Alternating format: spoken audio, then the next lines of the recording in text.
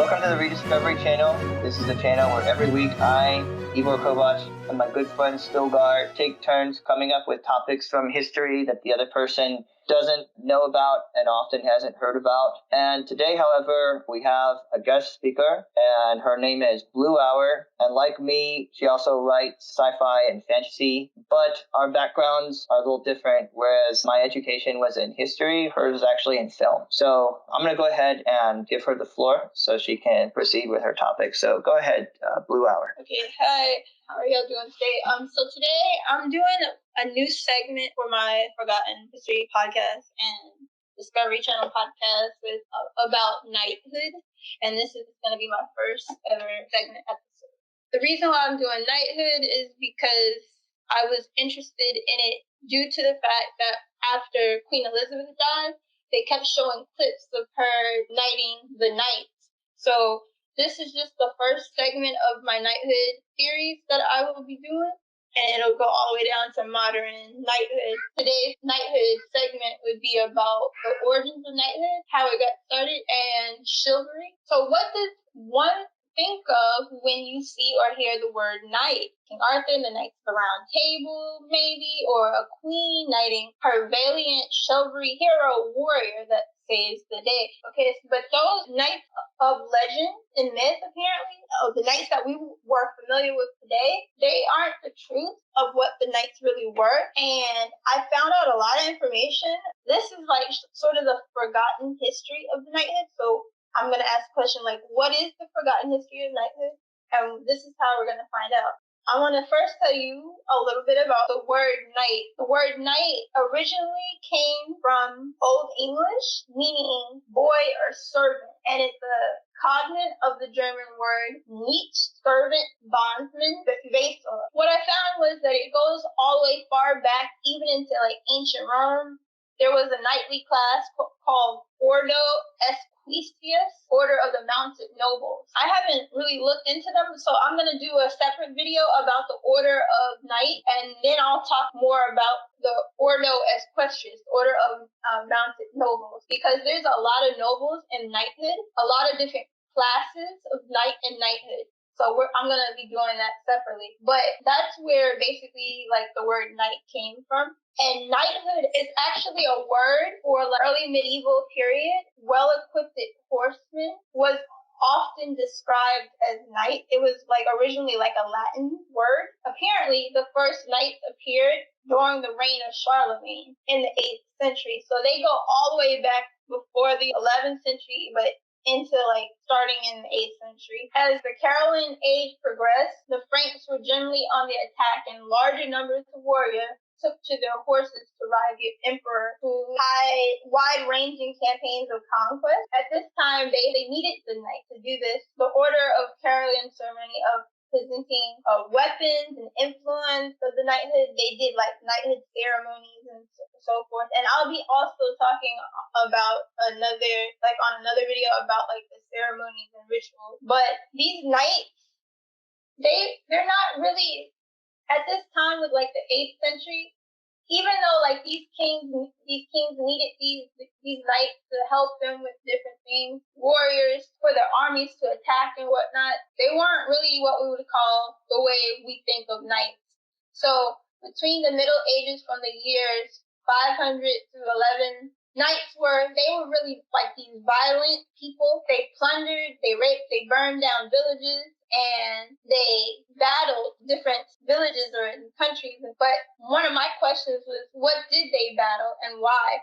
I went into more information about that. So because of like the pillaging, and the clerics in the church often opposed the practices of the knight. Through this, they started like this chivalry code. The chivalry code, however, wasn't always really used, or it was used, but I also found out that some of the knights, even if they wanted to go by the chivalry code, they didn't. It became problematic and complex for the knight because of the chivalry code, because they had to live to these contradictory standards of like what they thought that they should be, no matter what they did to uphold like the laws and codes of chivalry, they would never find peace within their societies or for themselves. So, and then this all goes back into what chivalry was, what knighthood was, and why they did things that they did. So chivalry was a response started by the Catholic Church because of what the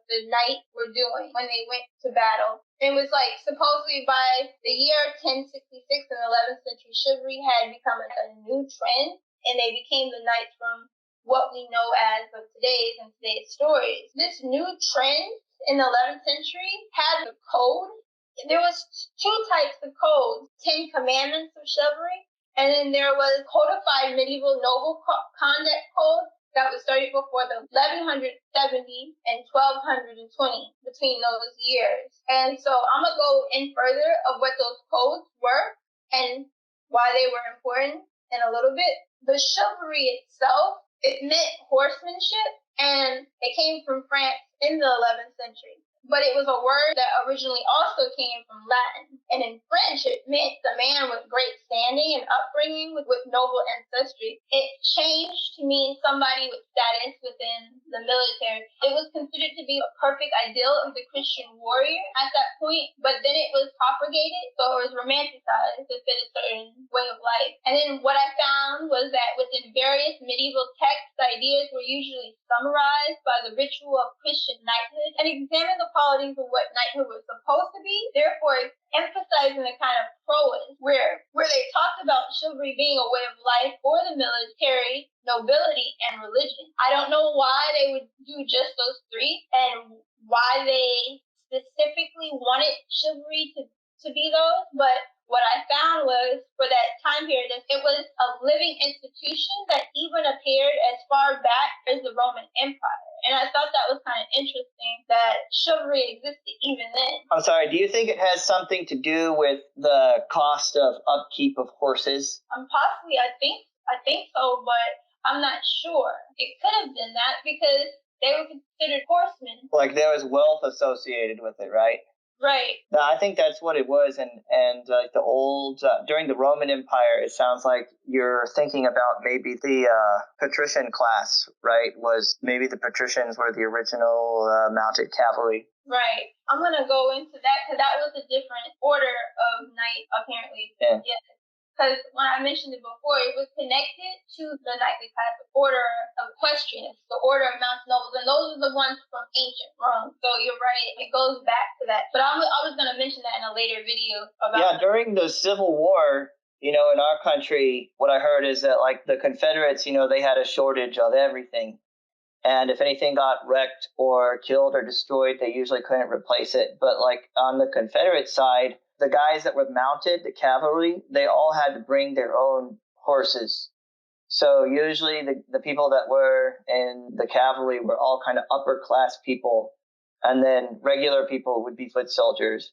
And I think it was like that, medieval Europe was like that too, with the wealthy people being the knights and then the regular guys being the men-at-arms. Like in your research, did you ever find a case where some regular guy that was not wealthy or attached to land managed to become a knight?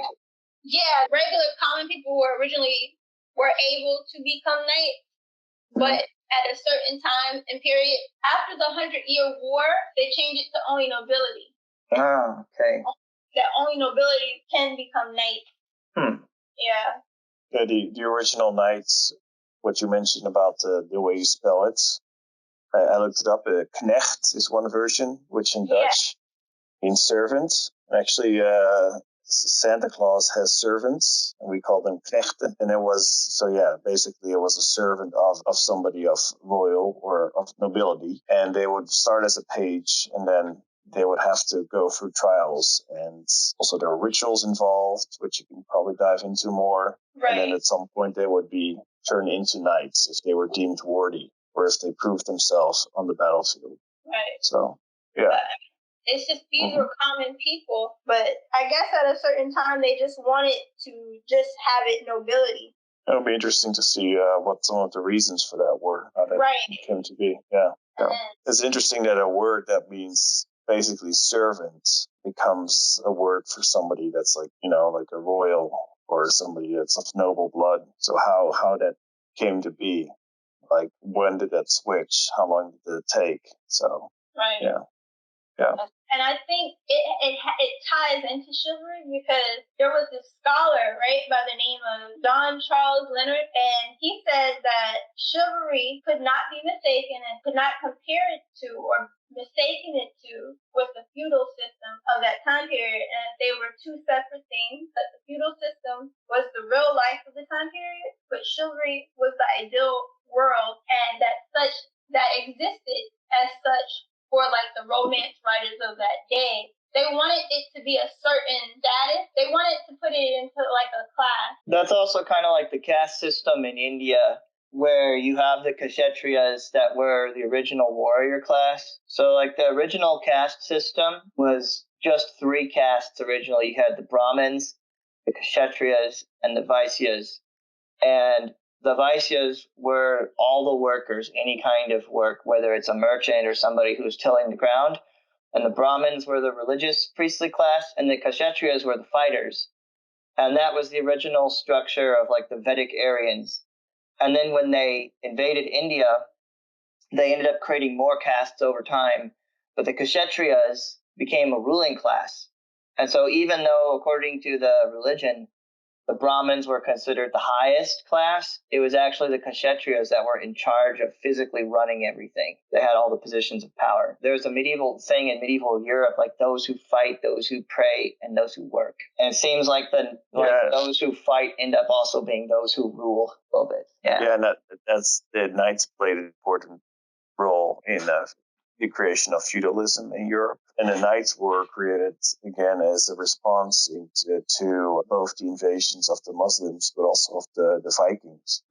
Right. Because they needed to have armed personnel, so to speak. The royals would need, or the noble people would need armed people spread out across Europe, even in small towns, because, a Viking incursion or a Muslim raid could happen at any point. So you couldn't just have a large army based around your capital city. By the time they would show up, the invaders would already be gone, taking all the women and all the money and everything. So I think it's interesting that this is part of what kickstarted feudalism in Europe and created this caste system until infantry started to take the place of knighthood, because at some point, of course, you have the guns and also landsmen that become more and more important. But that's much later on in history.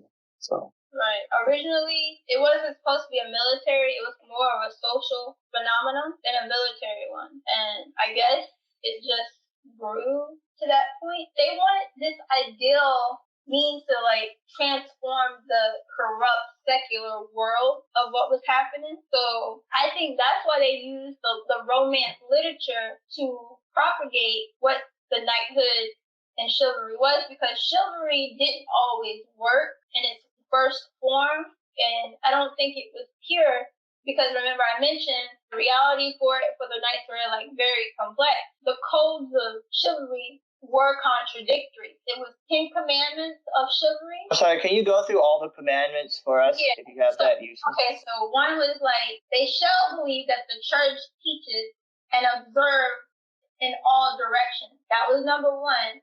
They shall defend the church. They shall respect all weaknesses and constitute themselves the defender of themselves.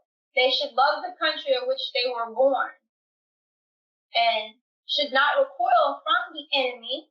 They shall make war against the infidel without cessation and without mercy. They shall perform scrupulously thy feudal duties if they be not contrary to the laws of God, following the laws of God said. They couldn't lie, and they had to remain faithful to the pledged word of their oath.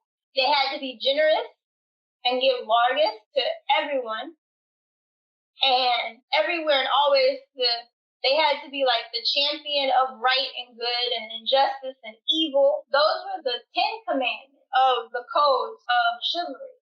I can understand why the knights themselves found this problematic, and that's why chivalry failed, because they couldn't be to that standard of this code. They couldn't follow this code. So, and that's why they went out and propagated the romance literature of the medieval times, like the King Arthur, the Knights of the Round Table and whatnot. So, and that's one of the reasons why they did that, because it just fell right in front of them. Like the church wanted to change these people, but the people themselves didn't want to, the knights didn't want to change. So with even following this code, and I guess the code was hard to follow for them. I don't know why, but yeah, I don't think it would be hard to follow for us, but there'd be a lot of temptations definitely not to. And of course, a lot of these different countries in Europe were still fighting each other. And so it'd be kind of like rules of engagement. It seems like the Catholic Church was trying to set rules of engagement in order to prevent atrocities and such. And like some of the Germanic invasions when the Roman Empire fell there's some pretty disturbing things that happened. We had that video we did earlier talking about Alboin of Italy, where after he conquered the Gepids, he took the daughter of the king, Rosamunda, and forced her to become his wife. And then one day when he was drunk, he took severed her father's head, and turned the skull into like a drinking cup. And then one day when he was drunk in front of all his nobles, he tried to force her to drink from it. He said, "Hey, you want to have a merry drink with your father?" Atrocious stuff like that. And of course, she killed him for that. And then later on, she got killed herself. But it makes sense, and like one thing, the Catholic Church, previously they had been used to stability. Because during the Roman times, once Christianity was legalized, and especially after they became the religion of state, they didn't have to worry so much about being physically killed and having barbarians come and destroy everything and loot the treasury. But when the Roman Empire fell, now they had to find some kind of new balance. And they had to rely on these Germanic lords. First, they had to get them into the Catholic Church. And then they had to give them like some standards to live by. So I can understand why they did this stuff. It's also early Christianity, like for Northern Europe. So like you said, like they're just getting into the church. So how much of the church doctrines do they really know? Like, do they really know what's in the Bible? Like, do they really know God? Or is it just something do they just know some basic principles and that's it? So maybe that's why they switched it to just having nobility as knights. Do you know if they were supposed to read the Bible back then, or were they? They were at least able to read it, because they would be able to read, and most normal people wouldn't be. They would be illiterate, so they wouldn't be able to read it. And plus, the masses were held in Latin, so that probably didn't help either. One other point I want to mention is that these knights in the early stages, but also later on, they weren't just killing invaders. They were also just killing people from, that were serving the Lord just adjacent to whatever kingdom or territory they're living in. So they were, to some extent, they were just merchants for hire. Mercenaries. So yeah, exactly. That's what I'm sorry. So they were killing people for a living, and you wonder, like, okay, and then you make them out to be more worthy than the average person. Like, you put them on a pedestal, so to speak. So yeah, I think of course they're going to have a hard time adhering to certain rules and not being like, I think a similar thing happened with the samurai, if I'm not mistaken, in feudal Japan, where they also they had rules when it came to other samurai, but when it came to the commoner, I think they could basically do whatever they wanted to them. Or I don't know, am I off here? No, I think that's probably the case. It wouldn't surprise me. I don't know as much about Japan, but I know they were very abusive towards the Ainu, which that's a whole nother topic. But I think that's right. You think so, Blue Hour? Is that the case with if that's the case with Japan? I mean, if you can compare, I know only a little bit about the samurai, but you could go and compare samurai with the knight, then I guess it would be, yeah. Historically, there really hasn't been a lot of protection for common people, like regular people that do most of the work in every society. Like, they've always been kind of seen in pretty much every part of the world as a servant class, or they exist to serve the state or the nobility. That's one of the things that made America unique, is that there were protections, constitutional, rule of law based protections to kind of ensure that the common people were respected. But that's not the normal situation for most of history, for most of the world. I think that's why they had to reinvent chivalry. It's the honor system, basically. I think the only thing the Catholic Church could really do if they found out about some infraction is they could excommunicate those people, and they may also just require like a payment, like a bounty, or give the money to the church and then we'll forgive you, kind of thing. Yeah, there's actually a French knight and Blue Hour. I think you should do a podcast on this. That was actually a mass murderer. Pretty sure if I remember correctly, he was killing like women and children, like torturing them. So there's a story around that as well. And I think in the end he was killed, or what do you call it? Well, anyway, I don't know the English word right now, but he was killed by the church punished for his crimes, I guess, with the death penalty. Right. You know how, like, when they say, oh, you did something wrong, we're going to send you out of the country. We're going to send you away. Exile. And there's also banishment. Banishment and exile. So that's what they could do, or either kill them. It's the simple fact that these knights were afraid of all that, but they continued to do what they did. They were also war heroes many times, so. Yeah, they're... Like, the church was then limited to what it could do to them because they were... sometimes they had won big battles, etc. Right. Played an important role in battles. So what are you going to do as a church? Like, they're very popular with nobility. Like, how much control do you have over them? But the thing that got me was that the question that I wanted to figure out was, why did they have to keep changing it up? Why didn't that chivalry work the first time if it was such a big deal? And why propagate it to put it into people's heads that, oh, we have to do chivalry? They had to do that. They had to have it where it had to be, we have to protect the female. That's what chivalry soon became.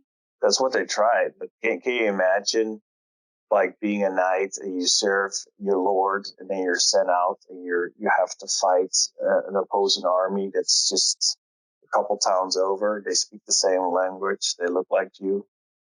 And you battle them. It's not like nowadays you shoot them, you might not even see them. You shoot them with artillery or whatever, or use a drone or use a gun, No, you actually have to go in there, right towards them, and then actually you have to smash them with your swords. And you feel your sword going through their skulls and their bones, etc.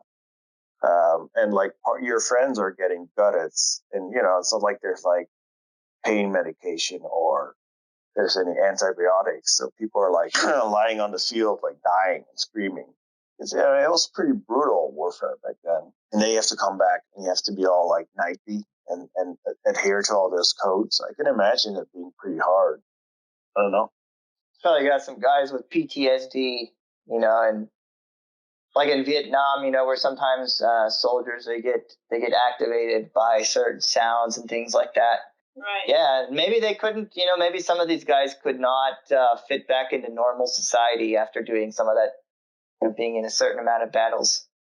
The simple fact that the church tried to adhere to that nobility standard, and then the knights couldn't, like, it doesn't make any sense. Why would they want us to think, oh, it's such a romantic notion of being a knight?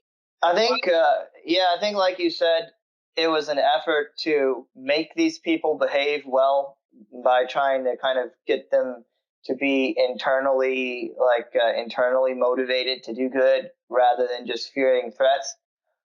And it was only marginally successful. And I know, like, in the 1800s, because I remember, like, I had to read a lot of 1800s literature in high school, and they used to like to talk about knights and these old battles and things. Like, they were kind of stuck on it mentally, was my impression, like English literature especially. And I'm wondering if it has something to do with, like, maybe it's a reaction to some of the military developments in the 1800s.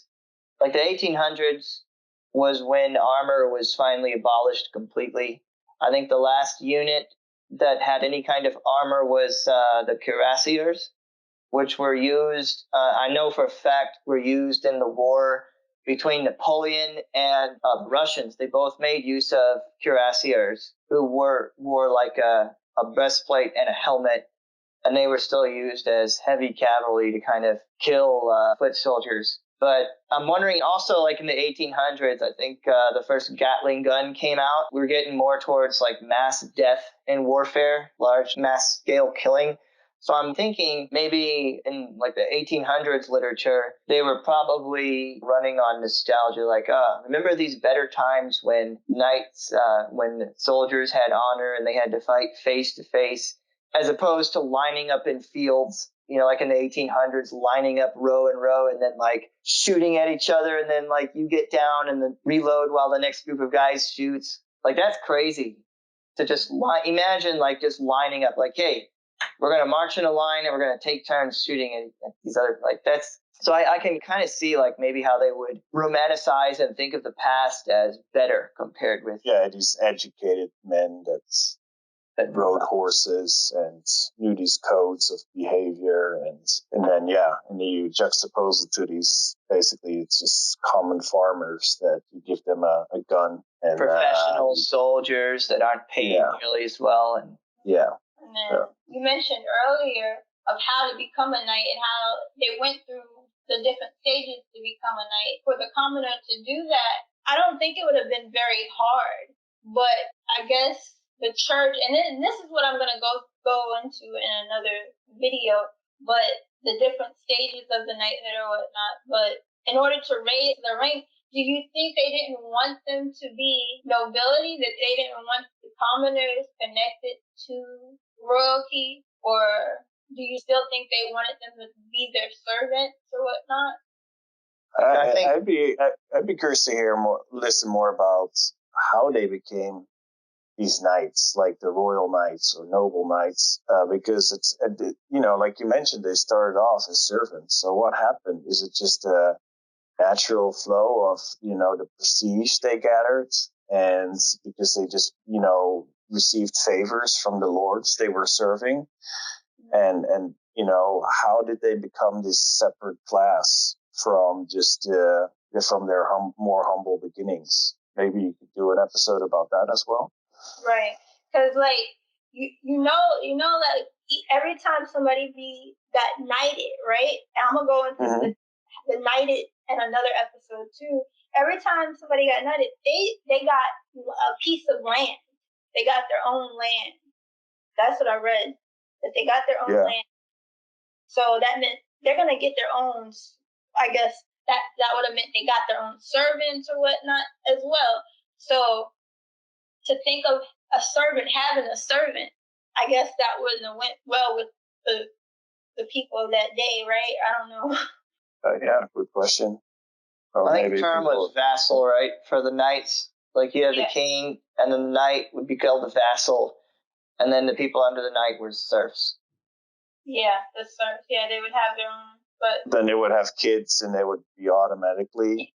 Yeah, because then they made it where that once they were a knight, their children were going to become the boy children would become knights, and sometimes the girl children would become knights. They would inherit it. They would inherit the land and everything, and then they could raise the ranks from knight to another status within nobility. So they can go from knight to something else. I'm gonna do another video based on it, but they didn't have to always stay a knight, Yeah, sounds like there's a lot of material still left to cover. Right.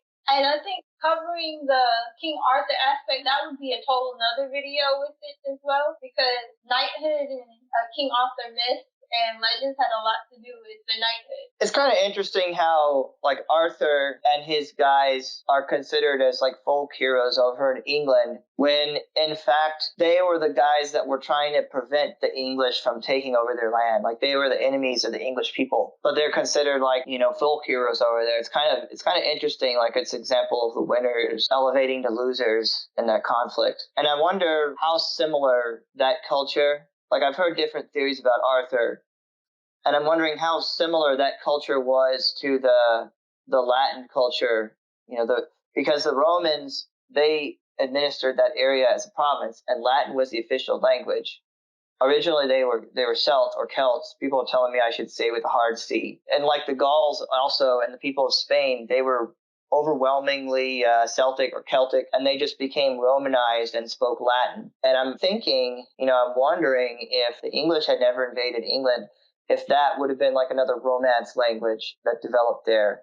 And I'm wondering real, real are those people either. Saying it seems like they might just be a morality tale too. I don't know. Right. Kind of like the noble Native Americans. Yeah. Right. That were always peaceful and in tune with nature. Yeah, like that.